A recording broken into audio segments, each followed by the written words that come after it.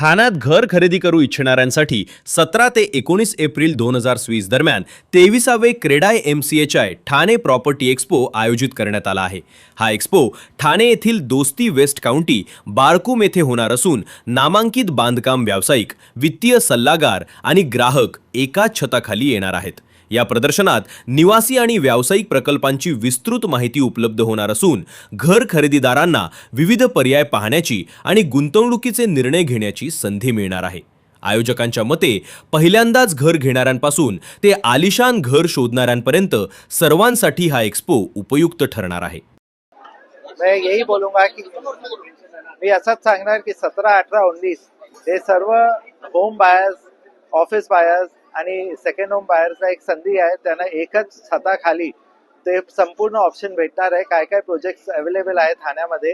मी सर्वांना विनंती करतो की तुम्ही या, तुम्ही बघा आणि जे तुमचे आवडते प्रोजेक्ट असेल, जे तुम्हाला चांगलं वाटेल ते तुम्ही त्याचं बुकिंग करा।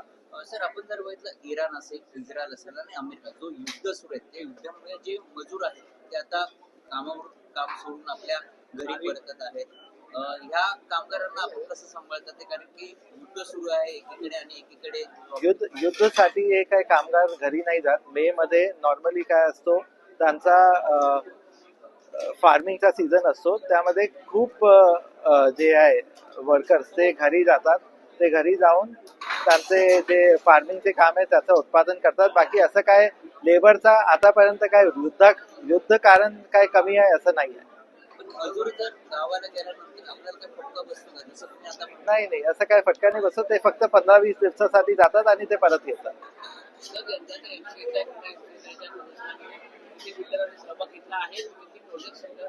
टोटल 30 बिल्डर्स आहेत, त्यांनी सहभागी घेतलाय आणि करीबन 100 प्रोजेक्ट्स आहे जे डिस्प्ले मध्ये आहे। कारण काय एक डेव्हलपरचं 2 ते 3 प्रोजेक्ट असतात। सर्वांनी पार्ट घेतलाय। तुम्ही या, त्यावेळी बघा तर तुम्हाला समजेल। सर, एकीकडे रिडेव्हलपमेंट होतं, पण दुसरीकडे जे आपले ठाण्यातले जे रस्ते आहेत ते अरुंद आहेत। त्यासाठी तुमचं कसं प्रकारे नियोजन असेल? रस्ते देखील मोठे झाले पाहिजे।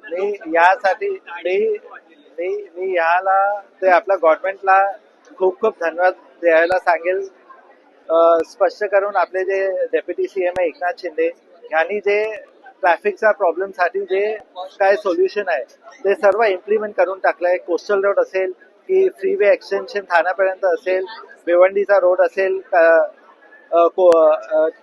मेट्रो असेल, twin tunnel Borivali to Thane असेल, ते सर्व इन्फ्रास्ट्रक्चर काम चालू आहे।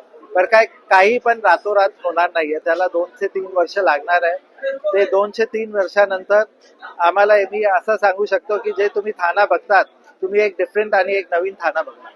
तर एकीकडे घोडबंदरमध्ये उच्चगृह संकुलन आहे, त्यामध्ये पाणी टँकरनी घ्यावं लागतं, मोठ्या प्रमाणात इश्यूज वाढलेले आहेत। त्याच्यासाठी पण मी पहिलेच सांगितलं होतं की कारू डॅम आणि शाही डॅमचा ऑलरेडी MMRDA ने 450 करोड ऑलरेडी रिलीज केलाय आणि लवकरच 3 ते 4 वर्षात कारू आणि शाही डॅमचा उत्पादन होणार आणि ते पूर्ण पाणी ठाण्यासाठीच वापरला जाईल।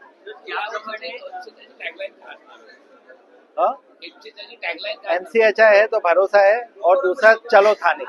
सर, जो प्रदूषण आहे त्यामध्ये जर कोणी एखाद्या व्यक्तीने जर घर बुकिंग केलं तर त्यांना काही सवलत देणार आहात का? ते हर एक डेव्हलपर आहे त्यांच्यासारखी काही ना काही स्कीम काढणार आहे। ते त्यावेळी एक्झिबिशनच्या वेळी ते लोकांना करवणार।